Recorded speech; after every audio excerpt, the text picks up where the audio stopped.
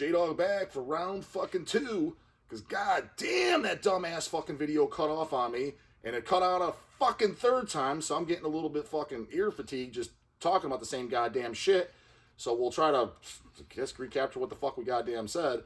Because, yeah, we got cut off. So you got, well, I guess a 2-part video then, I guess. So, yeah, do you remember where we left off, Vincent? Talking about fucking people, talking about the bands using the satanic imagery. Who don't, that don't practice the actual religion, Yeah. Like I said, like back in the day, you know, I got turned on to bands that use the lyrics and the theatrics and the aesthetics, and they didn't practice it, but we didn't care because it gave you that fucking rebellious kind of dark feel. And you know, if you would ask me back then, do I care? You know, my beliefs, do I care if people practice what they preach when they're in a band? I would have said, not really, as long as, you know, something dark comes about and it's unique. But now, I would have totally changed that because the uniqueness and the mystique has kind of faded away. Everybody uses the whole satanic imagery, and it's almost just commercialized. You see the Baphomet and Hot Topic, you see Satan coffee mugs, you see, you know, things that maybe when they first came out you thought they were humorous and like, but now it's just it's a mass market of making money off of. And when I resigned from the Church of Satan in 2000, that was a long time ago, and it was already beginning then. And like, I no longer label myself as a Satanist. I just say I resonate to the satanic ideology, and I have my own. It's funny. I remember when I first heard about that. Yeah, your reasoning was. I think I read it. I remember specifically here when you left something about just too many like fakes getting involved with the scene. That's why you want to let that you didn't want to be affiliated with. I guess what was it became like a. Did you give a reason for resignation, I guess, to the church? Like, did you say why? Or yeah, because I worked with Peter Gilmore, worked on our albums like for a decade. You know, he did intros for our albums, and I was good friends with him. Some shit happened that I wasn't fond of with some people in the church, and when I was kind of told you need to do this, it's like, no, I fucking do what I want, and. You know, I'm not taking orders from fucking anybody. If I have a problem with somebody, I don't give a fuck if you have a rank or whatever the fuck you are. And I didn't have a problem with Peter personally, but I didn't like where it was going. And it became more like it felt like a club, you know, and it used to be a think tank of like-minded individuals. Now it just seemed like, hey, let's go make friends at the Church of Satan. Yeah. And I'm not down with that. And if you see where groups like the Church of Satan, the Satanic Temple and stuff, they've become this super liberal entities that have to like hold flags up for everything and like march for things. You know, I have no problem. People can be what they want. They can worship what they want. I think freedom is like the biggest thing that should be supported. But in Satanism, it's not about stepping behind one element. Like if you're a vegan and I'm not, why the fuck would I hold a vegan flag up? Yeah. It's like that, and it's like I don't get into that type of stuff. If that's what you want to be, that's your fucking thing. But that's not what Satanism was about, and I just can't deal with that kind of shit. A lot of people, like, that was the next segment we got into, was talking about the fucking wimps and pussification of today. It's funny that you added that kind of part. Is it seemed like a lot of that is, holding up flags for vegan, exactly, but they're not even vegan. It's like you're not even in this yourself. It's like it's one thing if this is something you strongly believe and you're actually you're protesting against it. Mm-hmm. But some of these people just, I always thought that anybody that's protesting any topic, whether I agree with it or not, if they're not into it, I'm like, dude, you're just fake. You're a phony. Like, what are you doing? Well, it's like abortion. You know, you got Christians that, protest about that under the Christian banner. Why can't you just protest it under anti-abortion? Or, it's just like Satanism isn't there to go, hey, you have a name, let me use that to get my fucking ideas out there. Yeah. And it's just stupid. And the way shit has turned, I mean, like you said, it's a bunch of fucking pussies anymore, and everybody has to watch what they say, what they do, what they use.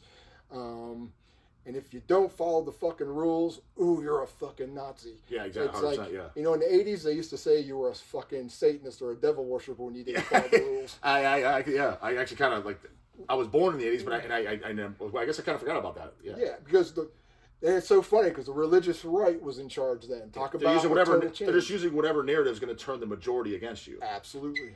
And it's all politics, it's all division, it's all fucking like control. And, you know, that's where I think I'm not going to slack all young people because there are people out there who know what the fuck's going on. Sure. I mean, for the most part, yeah, there's a lot of people out there that have been brought up in this shit, have been indoctrinated in fucking the bullshit that they've fucking done. You know, become little soy boys and fucking not want to fucking be manly or fucking, you know, it's everything that metal's fucking about, you know? Exactly. So, you know, and again, you want to be that way, that's fine. But just because you don't like the way I'm fucking living, don't be fucking labeling me a certain fucking way. Or certainly not trying to get people canceled or shit taken down. Absolutely. Or fuck with their way of living just because, you don't agree. It's like, okay, you don't agree with what they're doing. It's like, well, I don't agree with what you're doing. Right. It's like I remember in Marduk and Horna got fucking fucked with. We actually did a show with Horna in fucking Canada. Man, it's just so fucking stupid. If they're Nazis, they're the most laid back Nazis. They fucking. I've said that about all these guys I've met that are so-called fucking Nazis. I mean, dude, just wait for the shit storm that's coming up. It'll be after yours because it's already posted. Mm-hmm. So it's 2 days after today, Monday. Mm-hmm. That's posted. I did an interview with Mike from Evil Incarnate. Okay. I don't know how familiar you are or not with. I don't know. Is he a Nazi? Is he not? He didn't even bring it up. Right. I mean, if he is, he's never mentioned it to me. And when I first got in Evil Incarnate, it was just all satanic fucking death metal. That's what I looked at. It's like, again, that's like kind of like if somebody came out, even if they had proof, Glenn Benton's a Nazi. I'm like, I've been a Deicide fan since I was a kid. I'm not going to stop liking it. That's on you, dude. And what he likes on his fucking pizza and breakfast, I don't give a shit. I know so many of the fucking bands that people got to talk shit about. I mean, I remember Glenn wore a fucking a Jesus swastika. Jesus was his arm cut off and then the swastika, and it was from Nietzsche's book, The Antichrist, that got republished. That's where he got it from. Okay. And he got a little bit of shit back in the day, but obviously it's like, you know, back in the day, you could use symbols that for fucking like, they were misanthropic, that were warlike, which were fucking like stuff that you wanted your mom to fucking find and go, what the fuck is that? You didn't want mom to like it, And that's why bands like us use certain symbols. That didn't mean we were political, racist, or any of that shit. It's just fucking, we wanted to smack society in the fucking face. You know, Sid Vicious wore a fucking swastika fucking t-shirt way back in the fucking 70s. He was far from a fucking Nazi. And it's just people lost the whole idea of making people think. Carnivore, SOD. Mm-hmm. Yep. Those were total fucking bands that got shit, especially Carnivore. I mean, they got a lot of shit. They didn't give a fuck about that. That was a marketing thing for them to fucking get your attention and stuff and make you fucking think. And it was an artistic way of expression, too. These days are coming to an end because fucking labels now don't want to deal with the shit. Yeah. Dude, I'll be honest. We kind of, we don't censor what we do, but we have to almost walk a little bit on eggshells, you know, with stuff because it's like, oh, dude, what are they going to say for this? But when some people are like, oh, walking on eggshells, my ass, you carry such and such. I'm like, dude, you see how much shit's here? They expect me to know what every band's singing about. And she's like, literally, you can ask me about something. Do you have this in stock? I'm like, never heard of it. And you go to this fucking shop, like, it's right here. Right. He's lying. I'm like, the fuck, dude? There's only 50,000 titles. I was like, I don't even do the receiving. Like, it's not even one person that does it, and the person that does receiving doesn't even fucking work in this building. Right. They stock it through email. Yeah. It comes in, and then another person, mind you, who doesn't even listen to metal, opens that shit up, puts it on a cart, and then when it's actually sold on the website and it gets pulled in order, then Justin sees it. Oh, what's this? Okay, whatever. Oh, it's sold out now. Yeah. Like, I was like, no, I don't fucking know, and I don't. We're a metal distributor. It all comes in. Well, the funny thing is, it's like, I mean, you're not supposed to fucking know everybody's goddamn fucking life history. I And I hate to tell everybody, go look in the fucking mirror and your fucking past and see if you find anything that might be something fucking wrong in your life, and fucking you might have said a wrong joke or say something. Dude, that's fucking... I've said that myself too, because I got a kind of shit for it a little bit about me talking about Obituary, which wasn't my fucking story, so it's kind of funny. It was like I was calling out Decibel magazine. Whatever. I was like, I wasn't even calling them out. I still said buy their record, and yet they didn't, bitch. At least not yet. We'll see. Anyways, with that being said, I'm like, but in my mind, I'm thinking, dude, are you guys, you have to be 19 and the stupid 19-year-olds or just stupid as fuck, just like you said. Do you honestly think that there's any 50-year-old man, white man from Florida, that hasn't said something out of context at one point in his life? Right, and there's no way he has. So in that case, if you're going to play this agenda shit, you're going to cancel them all. So get rid of your Cannibal Corpses, because I guarantee you at one point, they could have been just joking around. All of them, anybody. That's because that's just, and it's nobody was. You're just telling a joke or whatever. Yeah, it's getting to the point where you're just targeting people, and people have nothing better to do. Yeah, and they're gonna go through fucking. Well, this band does this, and this band. Believe me, you could get anybody. I don't give a fucking Mother Teresa. You get a fucking shit on her back. 100%. So if you want to look for it, you'll find it. Yeah. The problem is, which I'll give you credit for, because why fucking should you? I mean, it'd be different if White Power Records fucking came to you and goes, this band wants to get distributed through you. Yeah. And you go, okay, well, you fucking have the fucking information right there, what they're about. I could see someone fucking if they got pissed about that. But if you just want to nitpick because that doesn't look right, or did he say something wrong and shit like that, or he didn't reference this right. Fuck that, man. It's like, my other band, Infidel Reich, that's exactly why me and Bob, who used to be in Asphyx, formed that band, because we just kept seeing the political correctness going and seeing the labels submitting, seeing the media submitting, and, you're not allowed to fucking interview in this magazine now. You're not allowed this on the site. Oh, you're using this fucking symbol. No, but you realize that's what Decibel magazine is for us? They don't do any of our stuff no more. Like, his Hell's Headbangers is racist. And King Folly chewed them out. He was talking about them dealing with known racist bands. It's like, Hell's Headbangers, like, how they, based off what? Right. I was like, what are you basing that off of? Like, where are you getting this information? Mm-hmm. Like, you're now accusing of something that's annoying, because, like, what do you even... It's not even like, oh, well, Justin said this on a video. No, it's not even because of that. It's no reason whatsoever. Just, oh, they work with Satanic War Master.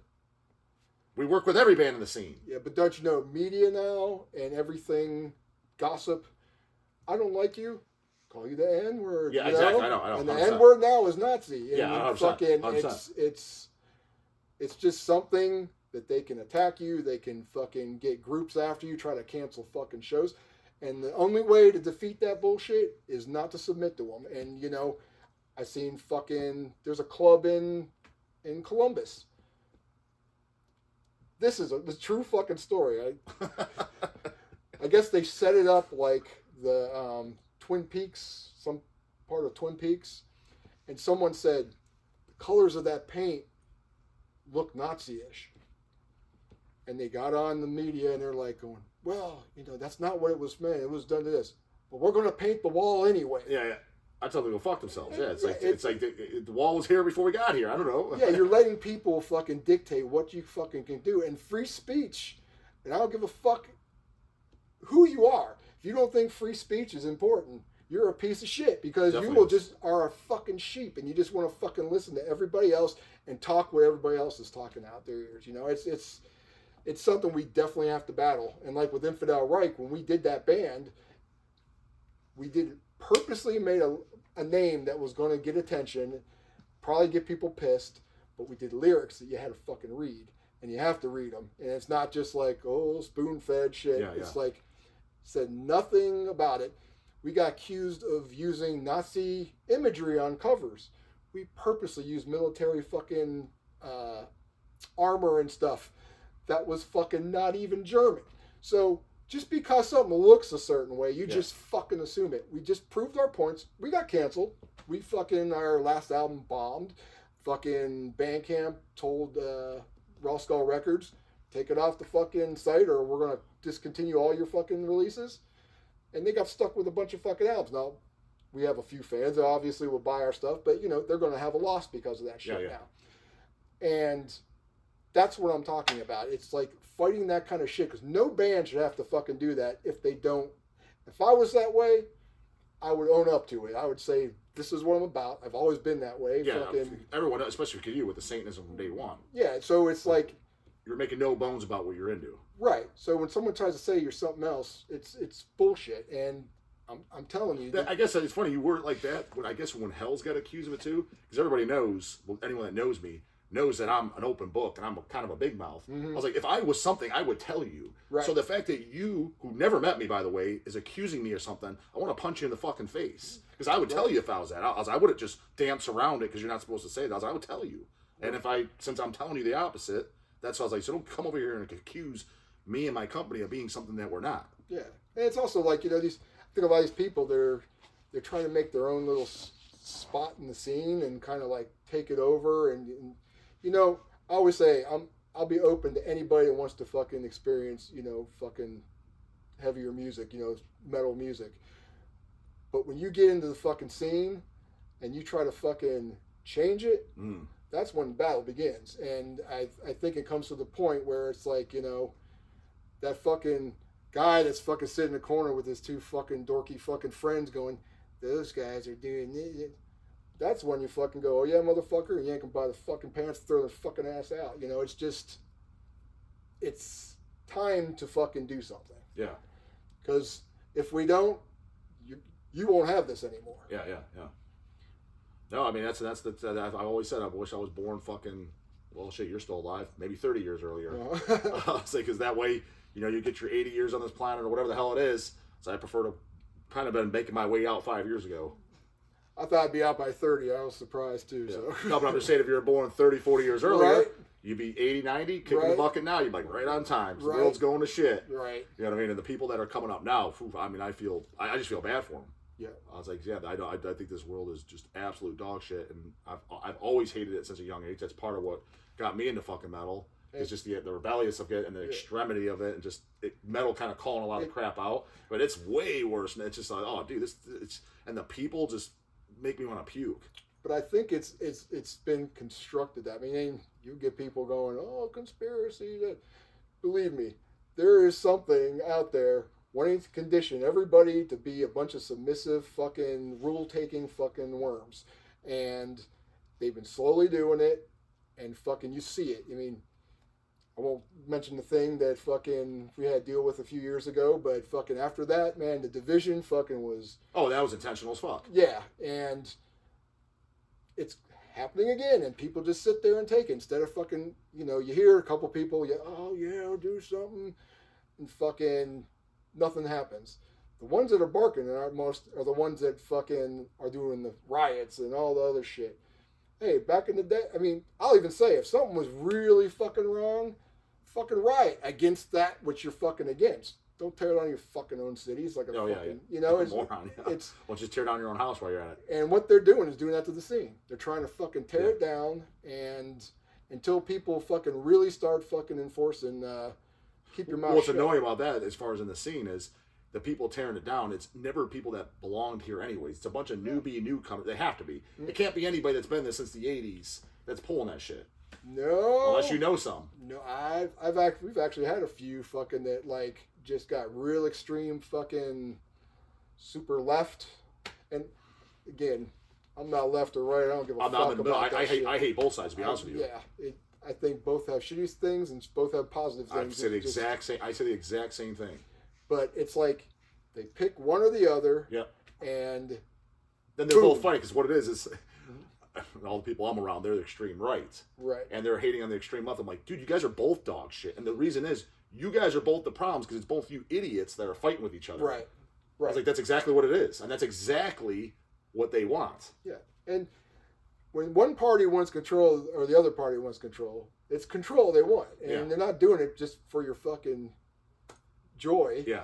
They want fucking to be in charge of stuff. Now, maybe one, like these days, I mentioned before, it's like I never would have thought I could have a more rational conversation with someone on the religious right than I could on the fucking extreme left. And it's fucked. Yeah. Because I'm like going, what happened? You know what I mean? Yeah. And I'm not saying I agree, with the right. I'm just saying a lot of the social things are making more sense now. And it's like going, these people are just want to be, they call you fascist, but they're becoming fascist. Yeah, yeah. It's like when punk rock was rebelling against the government and stuff like that. Now it's like the government. It's funny, you go back to the 80s just with punk. They were calling this shit out way back then. Oh, yeah. Absolutely. And they didn't give a fuck about it. Yeah. You think they'd be fucking going, hey, Biden. Yeah, I know. It's like, what the fuck? It's stupid. Yeah. Where were you at on this video? So on part 2, goddammit.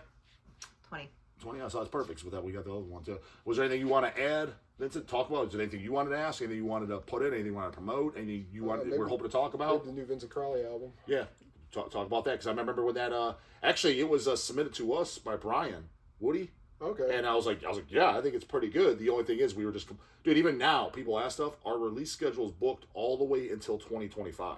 Oh, damn. So I'm like, yeah. And he's like, he's not gonna want to wait a year and a half, 2 years to have a new record out. I was like, and we had the LPs and CDs. We sold them. Yeah. And carried on. I was like, yeah. I mean, I think it's good. Cool. So you just have that album then, right? Yeah. We had I think you work with Brian from Hellhammer to get those albums. Oh, that'd be. We probably do, but Chase does that part. Yeah, because he did a double vinyl, and then there's because we did get the double blue vinyl, right? Yeah. Yep. But he did their U.S. release, and Shadow from Odium was the European. Okay. And I think he was starting to trickle over here. So okay. Brian was trying to, you know what I mean? Okay, I'm not sure which pressings we got, but I know we had CDs and LPs. Yeah. And I think we sold them all, unless there's some on the shelf. I'm almost positive we sold them all. Oh, okay. Cool. So, I mean, people, picked it up. Okay. So, are you doing any, what, did you wonder, I don't know, people thinking, who the fuck's this guy think he is? Because that's Merciful Fate, the King Diamond. Right. Black Sabbath, the Dozzy, Rainbow to Dio, well, it was really weird because it's like, when we did that Destroying Texas Fest, I went under Vincent Crowley because I said... you didn't play under Acheron? No, because I said... Because I had the idea after Acheron, I was going to go under my name and just do live shows and do a bunch of stuff, and then stuff I liked from the past, do cover songs too, just to have some fun. And we did the Rights album on that show, just because I didn't want to do it under the Acheron name. So after that, me and Art the guitarist, we started writing. We were already writing music, but we got an album together. And I'm going, man, it's with Acheron, a label would always be at my door ready to fucking want to sign. And I was like, this is something new. No one's going to just go, hey, dude. I said, I don't know what we're going to do. We have to figure out a name or something, but it can't be Acheron. And Art was like, well, you got that logo. I said, and it's fucking being King Diamond fans, we're going, at least the people that know you from Acheron will kind of understand where you're kind of going from. Mm-hmm. And we kind of took just a lesson from King and just did that. So the problem with that is I always specifically go, this is a band. And it's actually more of a band than Acheron, because Acheron is more of a solo thing. I work with 50 million people. I was going to, if we had the time, I was going to get into that too. Yeah, I was like, yeah, you guys remind me kind of like Incantation. Went through a lot. As a matter of fact, I forgot all about that. You sang for Incantation. Yeah. I told the story on my channel too. I was telling, so I interviewed Matt Harvey last night, and I was telling him about, giving him some critiques and shit like that, and I've known Matt for years, he's a cool guy, and one of the critiques I gave him, I was like, is stage banner. I was like, you used to have some of the coolest stage banner. I was amongst Nunslaughter, Ghoul, you used to say really cool shit. Yeah. And I was like, that shit sticks on my head. I'm like, last night you're just like, hey, Columbus, got your beers. I'm like, that's stupid, man. Go back to do your fucking stage banner. You got cool shit to say. Right. And when you sang for Incantation, I was at the Cleveland show. This is, 2002? Yeah, 2002. Oh, there you go, right on the money. Yeah. And I remember you introduced, it was probably Blasphemy was the album at the time. And you introduced the title track, Blasphemy. And you're like, this next song's about that piece of shit, Jesus Christ. And it's just so simple. I just thought it was great. Right. It just was so simple, straight to the point, just because because it was my mind, because let's say my mom would have been there, she would have been appalled. Right. And I was like, that's what it should be, though. Right. So I don't know, just shit like that. But I forgot all about that. Yeah, you say, but yeah, even you were in Incantation. Yeah, it was just for the tour. Yeah. But it was interesting. Yeah, I'm surprised that you didn't think about staying. You didn't get offered to stay to do albums, because I think it was right after that is The very next album, I could be correct me if I'm wrong in the comments. I think that's when John officially picked the vocals on. Yeah, no, Made that was sense. just. I mean, that tour actually, my vocals just weren't like Incantation, and You just can't go that low, or just. Well, yeah, not just that. It's just like the style's a little different, and one thing I was, even when Kyle was in the band, fucking, they don't like to practice all the time. No, It's like I didn't know this. It's like, we got a show in 2 months. We can do it the week before. And like that tour, I went to John's town and practiced at McAdee's house. Yeah. And we did like a full day of vocal. Now this is, mind you, I had been fucking practicing, so my voice was shot to shit. We were supposed to go fucking play a show. I remember liking you though. Again, this is over 20 years ago, but I remember liking it. But it just, I was just having problems because it wasn't my style. But I remember we did a festival, Brutal Assault, and we were actually headlining, and we played. I met Belphegor for the first time, and the guitarist goes, and my voice was shot. I couldn't hit any high. I was just like, they're like, those are the most brutal vocals. I'm like, dude, that sucked, man. I couldn't even fucking talk. Yeah, but dude, no, honestly, maybe they're right, because I will say this, dude, everybody's their own worst critic. Hell, even me for channel shit that people like. When I started, I'm like, who the hell's going to want to listen to me talk? But people like it, which I still find it kind of weird, but cool. Dude, even with bands, like stuff that I like, whether there's a demo or something, I'm like, that's great. You talk to the bands, like, that shit was terrible. Right. That's the way it goes. Like, my favorite thing, everybody loves Dan Swano, Edge of Sanity, right? Mm-hmm. I'm like, yeah, Edge of Sanity's cool. They got some cool releases, some not so great. I was like, the best thing Dan Swano ever did was fucking Infest Dead. And fucking my brother Craig interviewed him on when he was doing his channel. Yeah. And I was like, gotta ask him about Infest Dead, because Craig knows I'm the biggest Infest Dead fan in the world. Yeah. He's like, all right, I'll ask him. And Dan's like, he almost forgot what he was talking about. He's like, and Craig's like, dude, you gotta listen to your sponsors. You're gonna love it. He's like, he almost made it sound like, you mean that fart that I blew? You loved it? Like that? What? He's like, I just did that for fun, like on the side. I'm like, yeah, that was your best shit. I think so too. But that's sometimes how it goes. Sometimes you looking at your own, what you're doing, is like the worst thing you could do. Yeah. Taking feedback is sometimes the best thing you could do. Yeah. And with Incantation, I have my own opinions. They have their own opinions. It's like, and they're not really into the stuff. They're, Oh, I was talking about the religion stuff, yeah. Yeah, at that time I was like, even Kyle, I think when you're in a band and established with something, I like what they did before. I mean, I wasn't a huge Incantation fan. I liked the first album. Yep. When Blasphemy came out, that's when I was like, oh, this is good stuff. And then that's kind of got the whole, you want to do the fucking tour for that? And that's how that kind of manifested. Okay.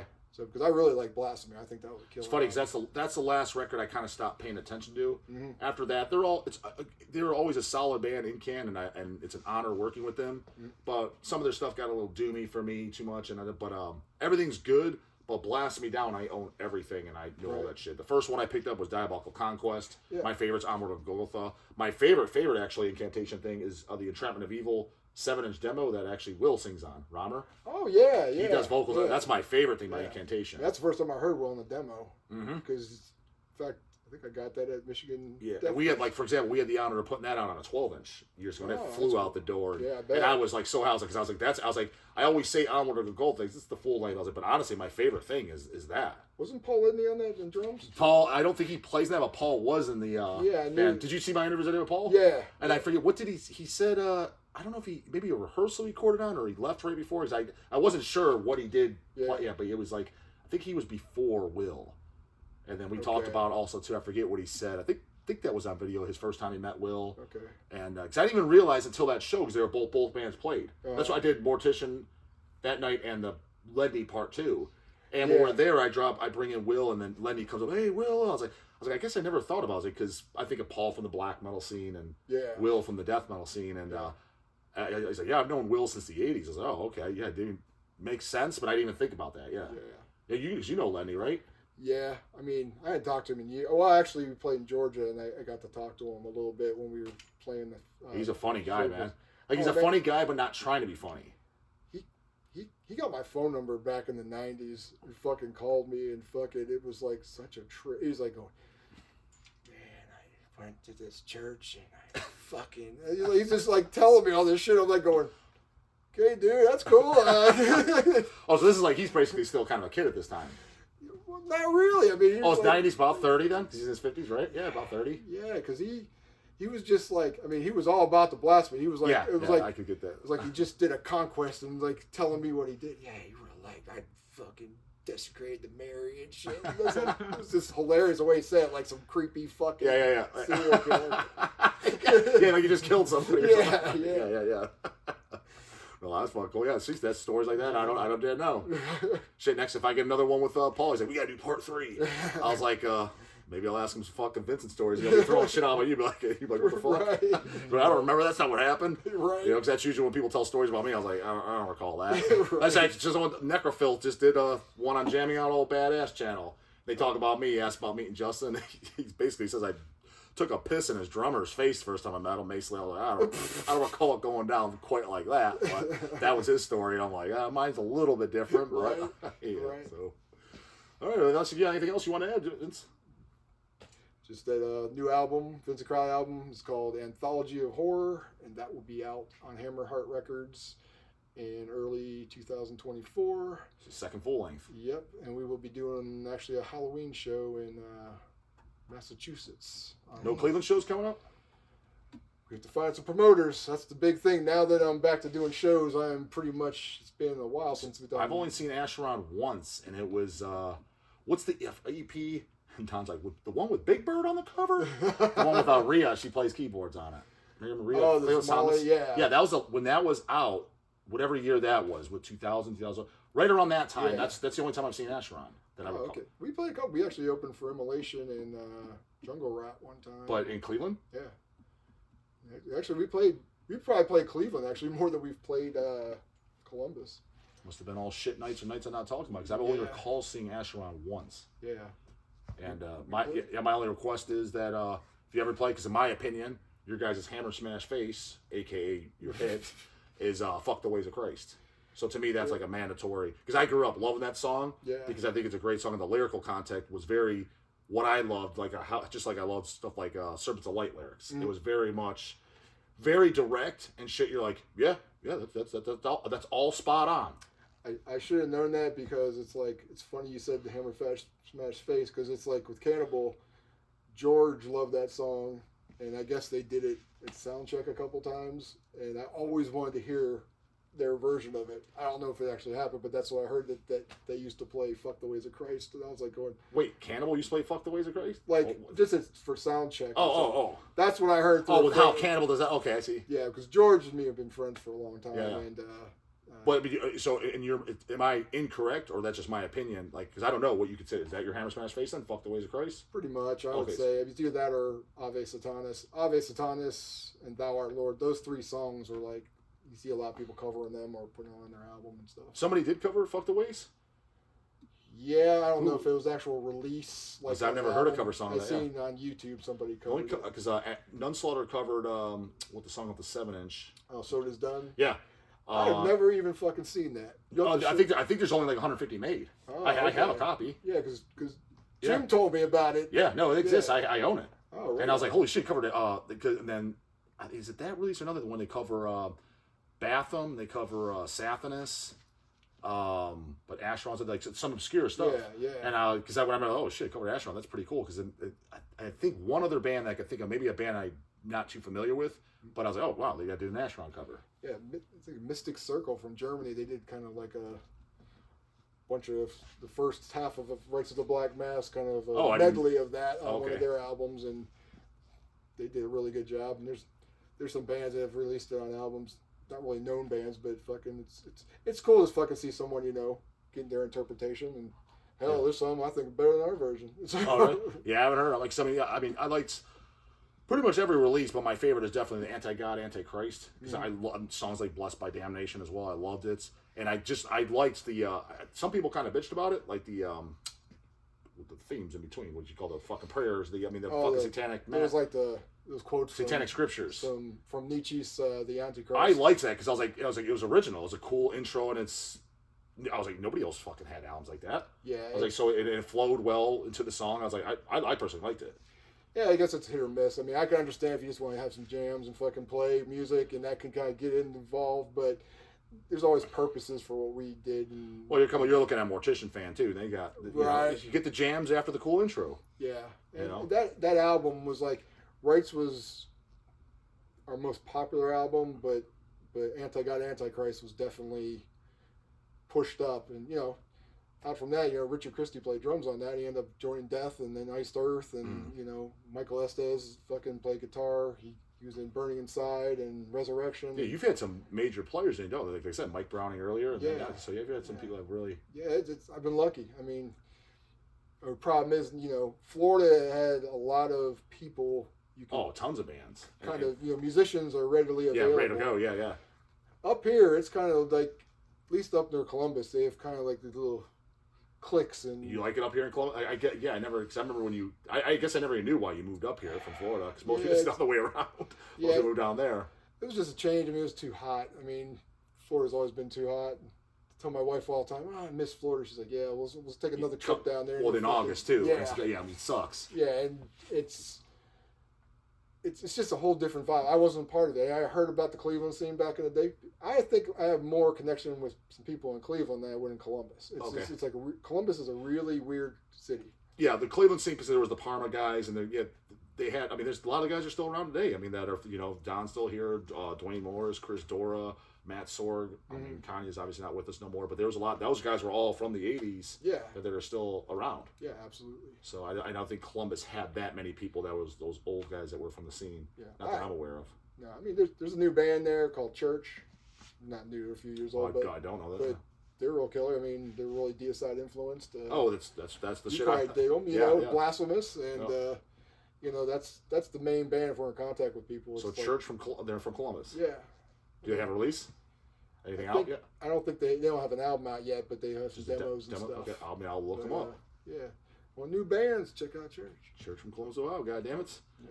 Well, that's it for this one, Devils. Out of here.